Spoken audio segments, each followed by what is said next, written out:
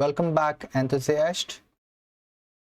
Today marks the beginning of a new series on our channel where we dive into this fascinating world of software architecture, patterns, and best practices. In this episode, we will be tackling a question that often perplexes the developers, that is, monorepo versus microservices. Buckle up as we explore the pros, cons, and key considerations of each of this approach. Microservices is a buzzword that's taken the software world by storm. Imagine a dynamic e-commerce application wherein we have a front end and then we have different services for every given functionality like product catalog management, cart management, user authentication. Then we would have the corresponding data stores for each of these microservices, intercommunication, etc. While this is great so that there is independency and it can scale, etc., but that often comes with a lot of challenges. We will look into the challenges in a bit. As you could see here, this thrives on a microservices architecture, right? Wherein each of these services operates independently. It's perfect for handling complex and evolving applications. But wait, while we fully embrace this microservices hype, let's try to shed some light on the challenges that comes with this microservices. The first one that we need to worry about is the distributed complexity. Managing a distributed system like this can introduce a lot of networking challenges, latency issues, and communication complexities. The second is the data consistency. Now, coordinating the data consistency across these microservices could be an headache. So, ensuring that your data remains coherent, it requires careful planning. Third is the service discovery and communication. The services need to discover each other and also communicate with them. So, implementing a robust service discovery is essential. While I have listed down only 3 here, the bigger problem is debugging. When you have a lot of microservices which are distributed in nature, tracing your end-to-end flow and figuring out where exactly is the bottleneck could become a problem. So, you would need a better tracing and monitoring capabilities within your architecture. On the second hand, let's try to embrace this monorepo concept. So, let's consider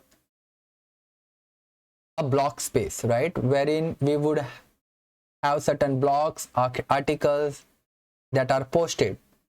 So, within the monorepo, we would be having content module, user module, UI components, which coexist within the same repository. It is a go-to choice when you need a streamlined collaboration and rapid feature deployment.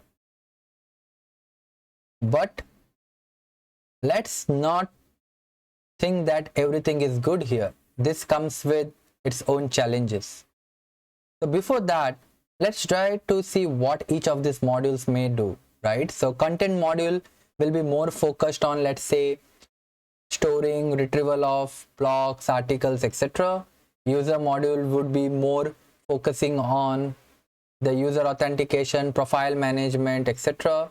UI components would be dealing more with the styling of your applications across all these modules. But all of these are coexisting. Now, what could be the challenges when it comes to monorepo?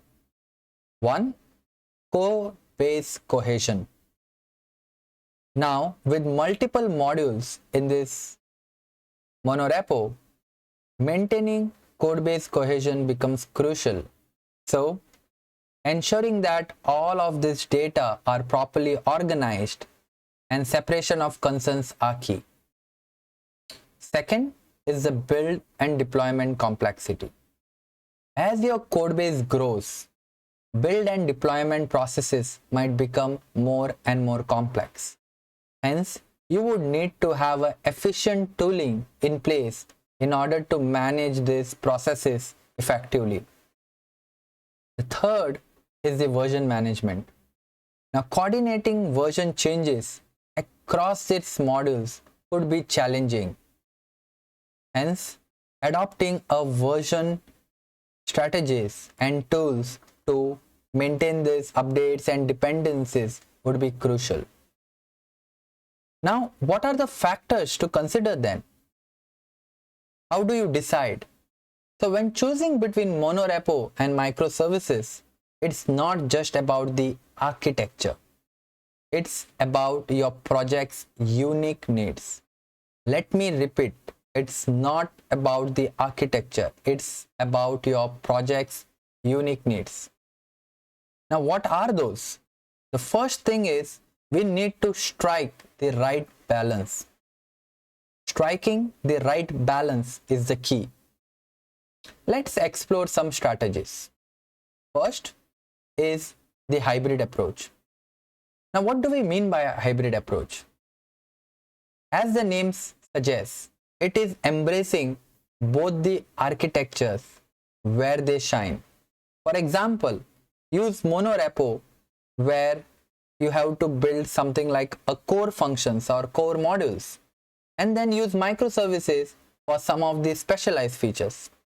So, hybrid approach would be a better choice wherein you combine both the advantages of your architecture. Build your core modules or the foundations using a monorepo, and then any specialized features you can adopt microservices.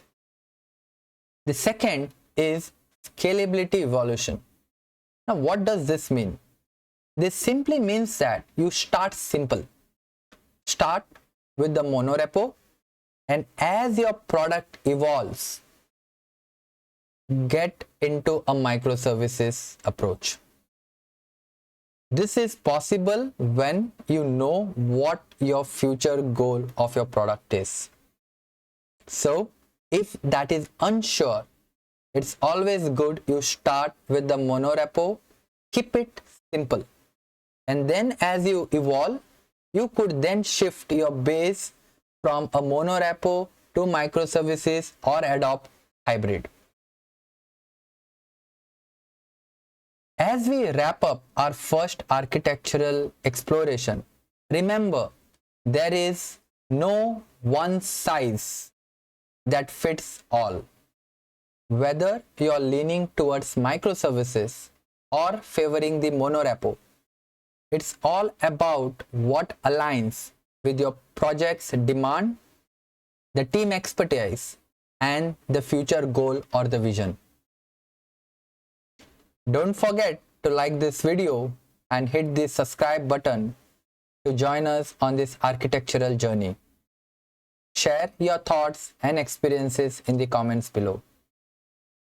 Stay tuned for more enlightening discussions on software architecture, patterns, and much more. Until next time, happy coding.